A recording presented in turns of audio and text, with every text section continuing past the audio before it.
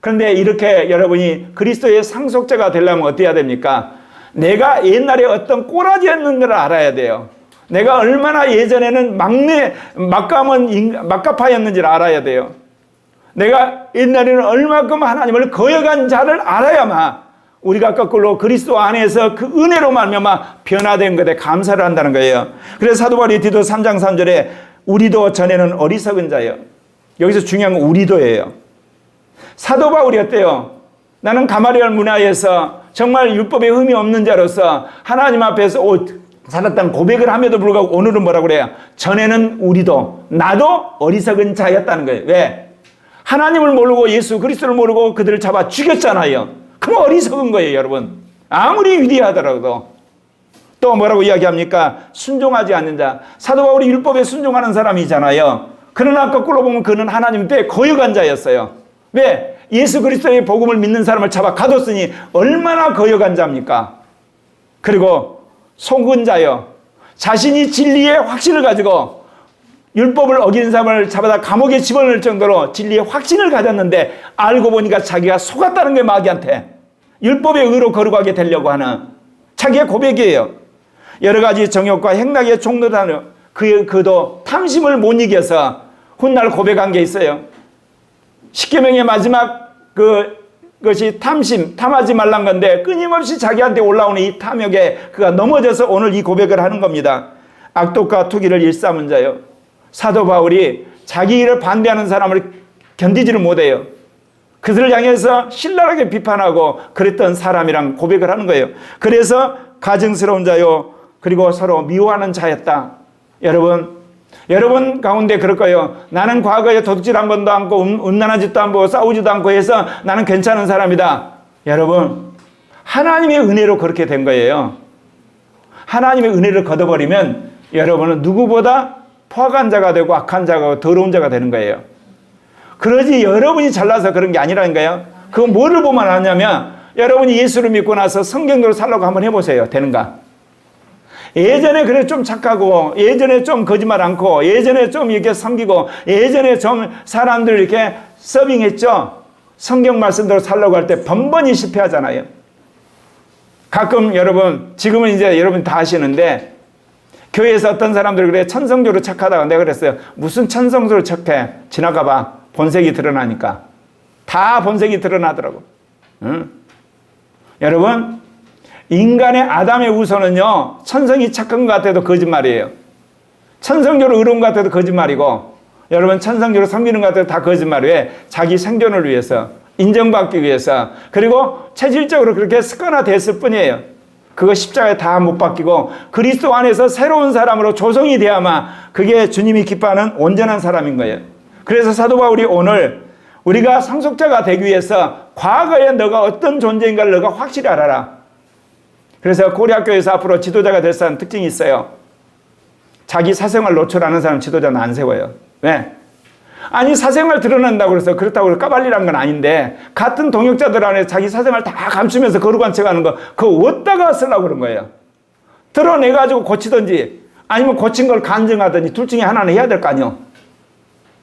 여러분 뭐를 위해 사생활 보호하시나요? 누구를 위해서? 누구를 위해서 여러분 종은 울리나요? 자기를 위해서 사생활을 이렇게 보호하는 거잖아. 자기를 정말 원한다면 자기가 죄졌던 것을 회개하고 끄는 것을 간증하고 아직 해결하지 못한 걸 드러내가지고 형제자매들이 기도와 권면 속에서 빨리 끝장을 내야 될 거 아니에요. 이건 분명해요. 저는 엉큼한 사람 안 돼요. 그리고 거룩한 체한 사람도 안 되고 그리고 나름대로 굉장히 사람들한테 자기가 굉장한 사람들 하는 사람 안 돼요. 왜? 아담의 후손은 그런 족속이 없어요. 십자가에 죽고 주님이 사셔야만 진짜 거룩한 사람이고 진짜 신실한 사람이 진짜 여러분 거룩한 사람이 된다는 거 명심하시길 바랍니다. 그래서 디도서 3장 4절 우리 구주 하나님의 자비와 사랑하심을 나타내실 때 우리를 구원하셨는데 당신이 어떻게 구원했냐? 우리의 행한 바 의로운 행위로 말미암지 않았다 했어요. 이거 예수 믿고 나서 사도 바울이 돌아보면서 하는 이야기예요. 지금 우리의 의로운 행위로 구원받지 않았어요. 혹시 여러분 가운데 이런 사람 있어요? 내 발로 교회에 들어왔다. 여러분 발로 돌아온 것 같죠? 여러분의 인생에 여러 가지 힘들고 어려운 일이 있어서 이제는 갈 바가 없어서 여러분을 하나님께서 강권의 역사에서 교회로 인도한 거예요. 나는 이게 교회 나오기 전에 내가 알아서 성경 읽었어. 여러분, 하나님이 여러분을 긍휼히 여겨서 성경 읽도록 환경을 주신 거예요. 또 어떤 사람은 내가 미션 스쿨을 다닐 때 내가 깨달아서 내가 예를 들면 성경 읽고 기도하다가 감동돼서 교회 나왔다. 하나님이 역사를 하신 거예요. 영적으로 무지하니까 자신의 공로와 자기의 수고와 자기의 열심으로 예수를 믿는 것 같지만 여러분 영적으로 더 깊어져서 훗날 성령이 여러분에게 가르쳐 주실 거예요. 내가 역사를 했느니라. 저도 그랬어요. 내가 5살 때가 6살 때 백인 선교사한테 예수를 믿었는데 나는 26살이 되도록까지 크리스찬이라는 생각을 해본 적이 없고요. 구원받았다는 생각을 해본 적이 없고 내 안에 성령이 있다는 걸 해본 적이 없고 그리고 나는 한마디로 말해서 죽으면 천국 간다는 확신이 하나도 없었어요. 양심적으로 좀 이게 찔린 것만 있었어요. 성령 받고 나서야 성령이 가르쳐 주신 거예요. 환상 가운데 5살 때 예수 영접한 거. 그러면서 내가 초등학교, 중학교, 고등학교 때 인생의 그 갈림길에서 굉장히 힘들 때 내가 기도했던 걸 주님이 환상으로 회생시켜줘서 내가 알게 된 거예요. 사랑하는 형제 자매 여러분, 하나님의 은혜로 당신이 우리를 구원하신 걸 믿으시길 바랍니다. 그래서 하나님 앞에 우리는 감사할 수밖에 없고 그래서 하나님에 충성할 수밖에 없고 그래서 하나님 앞에 우리는 늘 우리의 모든 전부를 드릴 수밖에 없는 것입니다. 그래서 오직 그의 긍휼하심을 따라서 우리를 불쌍히 여기셔가지고 중생으로 우리를 씻어주셨어요. 중생의 씻으라는 뭐냐? 우리의 죄로 말미암아 우리 영이 죽어있는데 자기가 죄인을 인정한 순간 하나님의 영이 우리 안에 오셔서 우리의 죄를 씻어주신과 동시에 생수가 우리의 영을 살리는 걸 말해요. 그리고 성령이 오셔서 우리를 새롭게 하는 그런 마음을 주시고 새롭게 하는 소망을 주셔서 중생의 새롭게 하심으로 우리를 구원했다는 겁니다. 그래서 오늘 디도서 3장 6절 말씀입니다. 함께 같이 읽겠습니다. 시작. 우리 구주 예수 그리스도로 말미암아 우리에게 그 성령을 풍성히 부어주사. 예, 그렇습니다. 하나님의 영을 부어주심으로 말미암아 우리가 새 사람이 될 수 있는 거예요. 수많은 사람들이 그래요. 말씀 그래요. 여러분, 성령이 역사하지 않는 말씀은 아무 소용이 없어요. 내가 강의를 가거나 설교를 가거나 사람들 앞에 이게 토의를 할 때 한 이야기 있어. 크리스찬들한테. 어떤 사람은 이 성경을 쓰레기통에 집어넣고 어떤 사람은 이 성경 때문에 순교까지 한다. 차이가 뭐냐? 성령 받은 사람은 성경을 하나님 말씀이라 생각하기 때문에 성경 때문에 순교하지만 세상 사람은 성경을 볼 때 쓰레기통에 집어넣는다. 그 차이가 뭐예요? 성령을 받았기 때문에. 여러분, 성령을 받지 않고는 성경이 하나님 말씀으로 믿어지는 거 그건 불가능해요.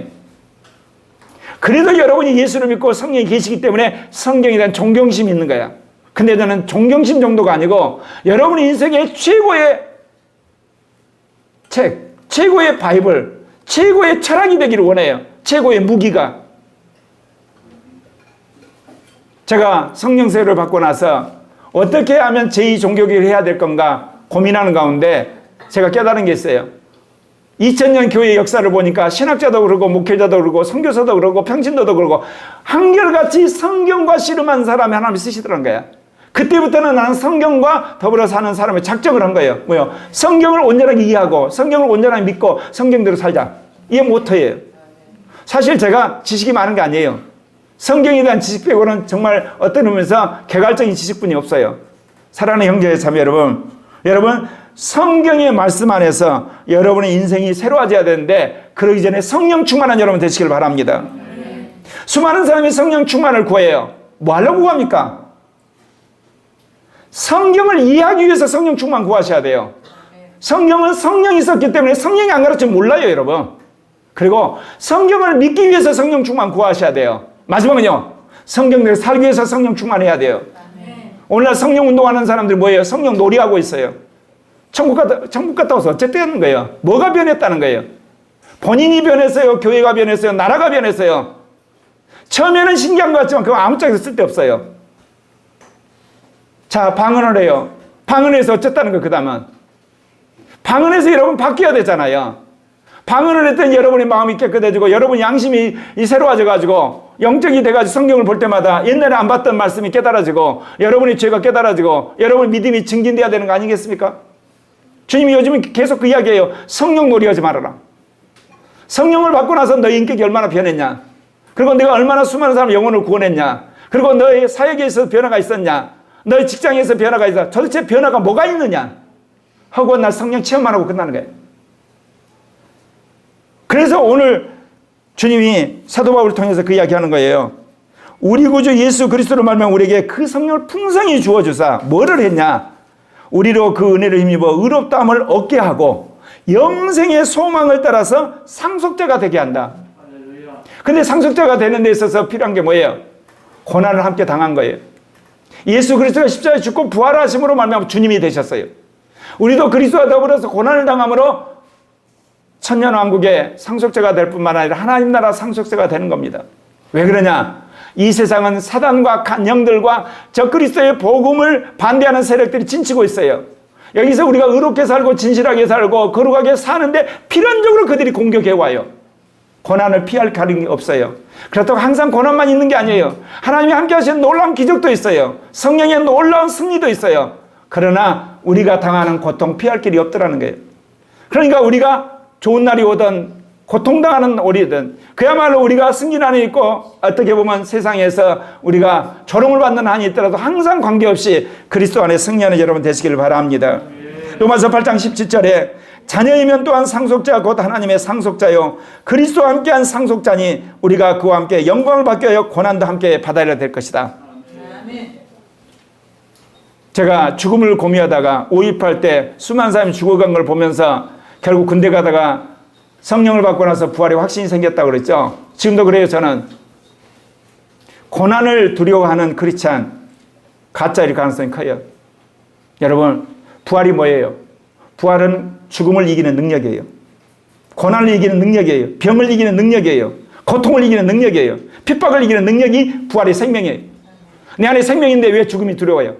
내 안에 부활의 생명인데 왜 고난이 두려워요? 내 안에 부활의 생명인데 핍박이 왜 두려워요? 내 안에 부활의 능력인데 세상의 조롱이 뭐가 두려워요? 부활의 생명이 충만하지 않으니까, 부활의 생명으로 가득 차 있지 않으니까 세상이 두렵고 세상이 너무나 무섭고 세상에 너무나 의식하는 거예요. 사랑하는 형제 자매 여러분, 성령이 오심으로 말미암아 우리 안에 부활의 생명을 주신 걸 믿으시길 바랍니다. 그 속에서 여러분들이 고난을 이기고 핍박도 이기고 조롱도 이기고 그 모든 미혹을 이김으로 당당히 그리스도의 증인으로 사는 여러분 되시길 바랍니다. 하나님이 이 놀라운 일들을 이제 우리 교회 안에서 이제 시작하셨어요.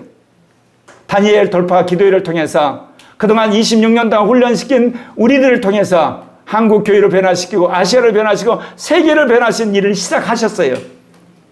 오랫동안 하나님이 연단하셨는데 이제 믿음으로 비상하는 여러분 되시길 바랍니다.